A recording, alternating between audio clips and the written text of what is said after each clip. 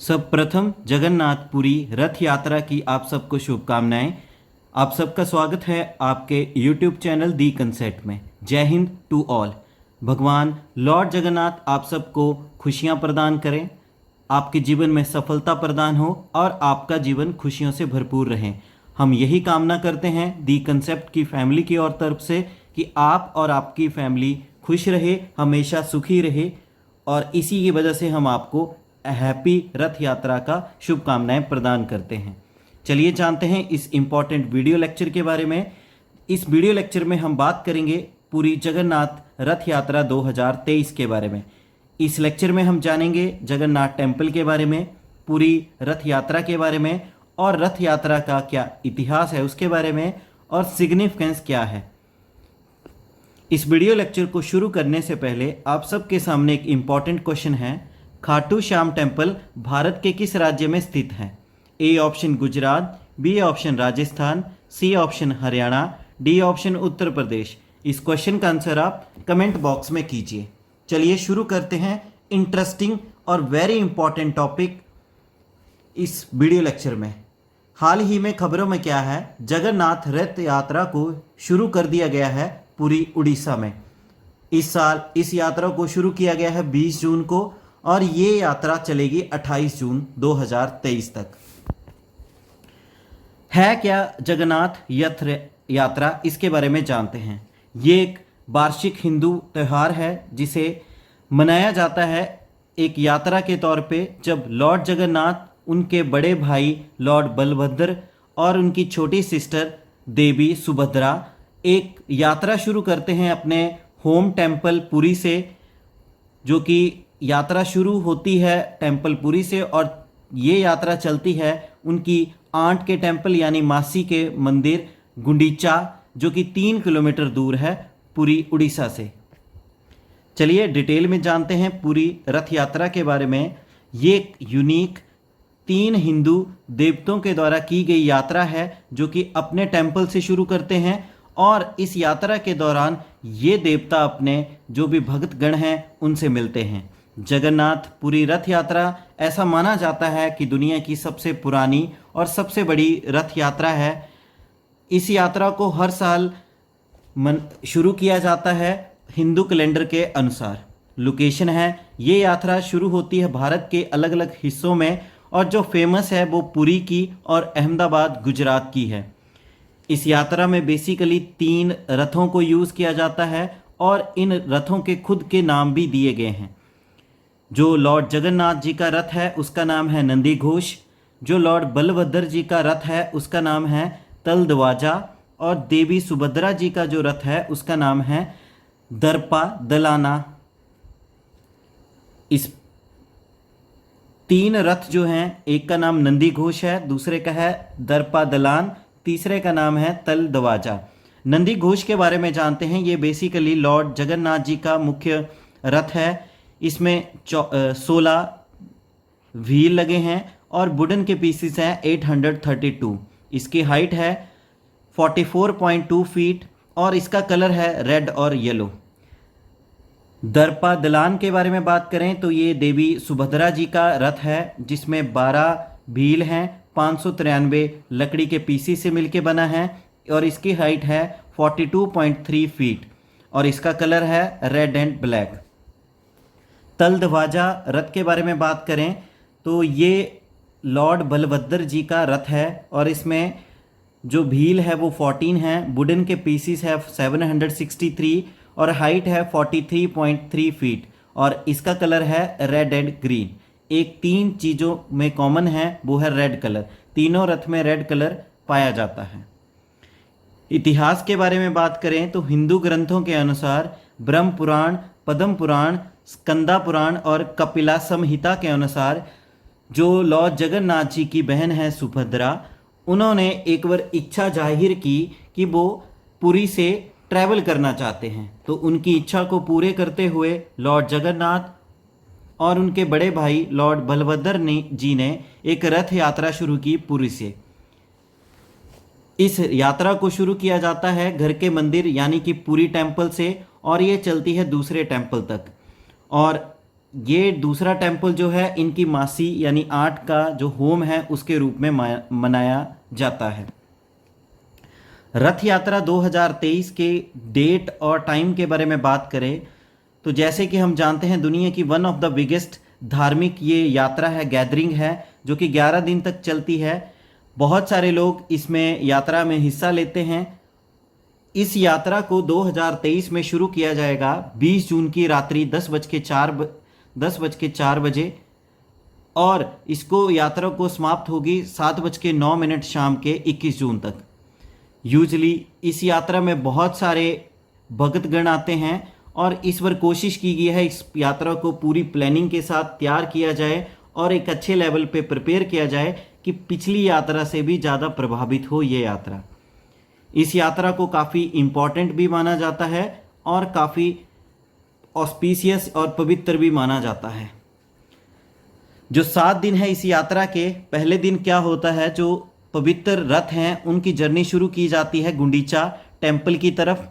दूसरे दिन जो देवताओं के मंदिर हैं उसके बाहर, ये टेम्पल के बाहर इन रथों को रोका जाता है जिसे हीरा पंचमी के नाम से जाना जाता है। तीसरे दिन जो भक्तगण हैं वो अपने देवताओं को संध्या दर्शन के समय उनकी पूजा करते हैं, प्रेयर करते हैं। चौथे दिन जो देवता हैं वो वापस आ जाते हैं जब इनका बहुधा यात्रा के दौरान।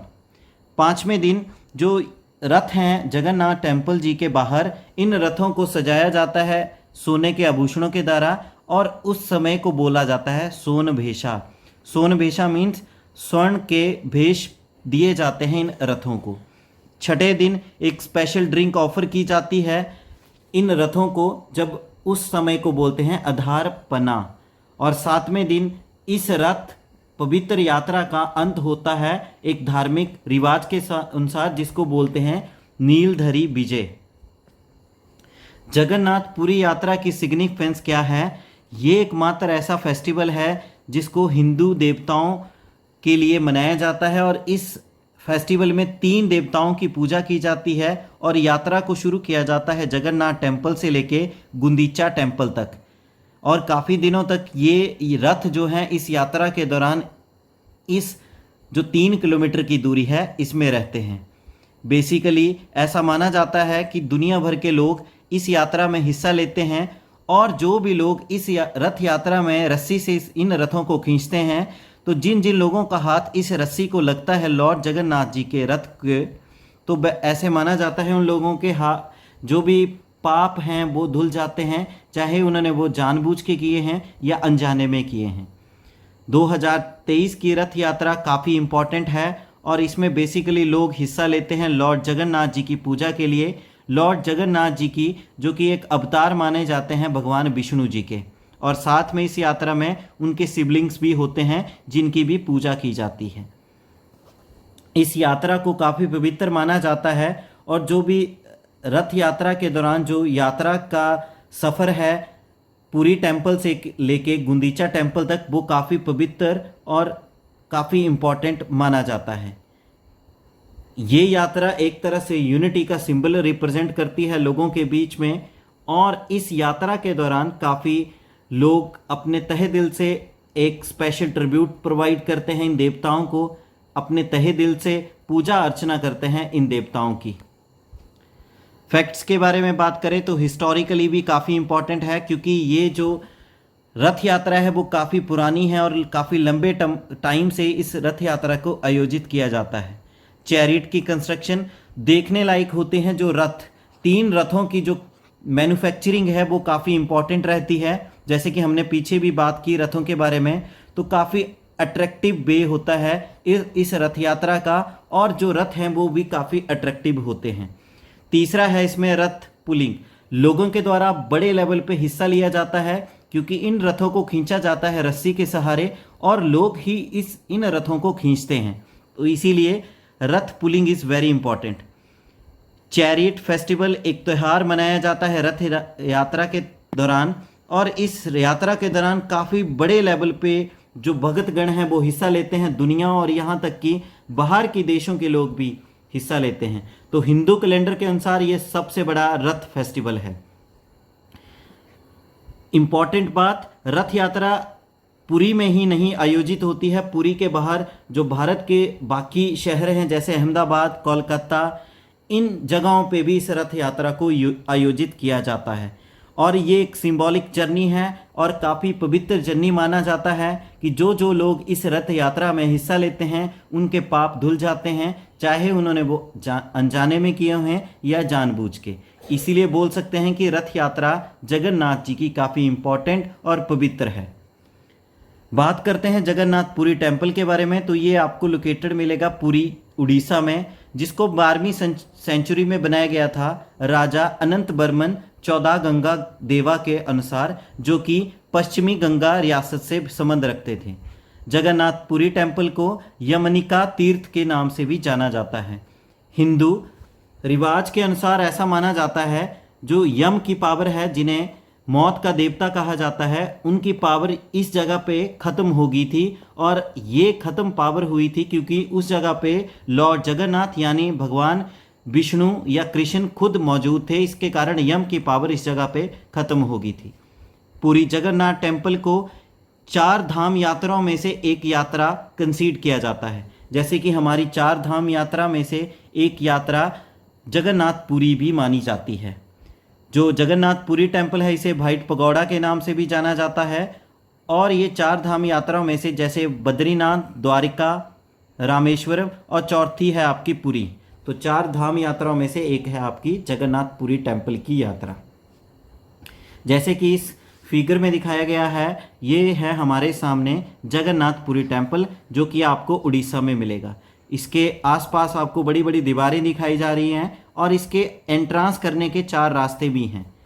बात करते हैं जो अंदर की दीवार है उसे कुरुमा भेदा बोलते हैं, और जो मेन दीवार है उसे मेघनाथ पचीरा के नाम से जाना जाता है। इस टेम्पल में एंटर करने के 4 रास्ते हैं। ईस्ट पश्चिमी तरफ है सिंह द्वार, जो कि मेन गेट माना जाता है, और मेन गेट के साथ ही 2 शेरों की मूर्तियां भी बनाई गई है।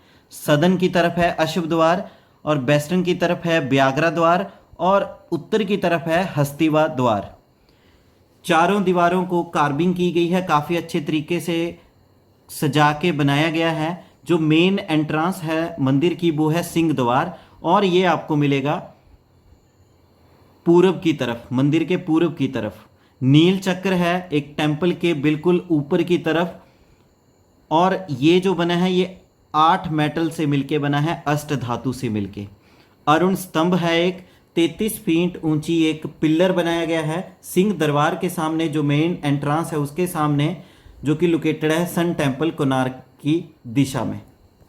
तो इस तरह से बात की हमने आज पूरी जगन्नाथ यात्रा 2023 के बारे में, इसके इतिहास के बारे में जाना और किस तरह से ये इम्पोर्टेंट है। एक बार फिर से दी कंसेप्ट फैमिली की तरफ से आप सबको जगन्नाथपुरी रथ यात्रा की शुभकामनाएं। वीडियो लेक्चर पसंद आया होगा, वीडियो लेक्चर को लाइक करें, कमेंट करें, शेयर करें और आपके अपने चैनल दी कंसेप्ट को सब्सक्राइब करें। Thank you. जय हिंद।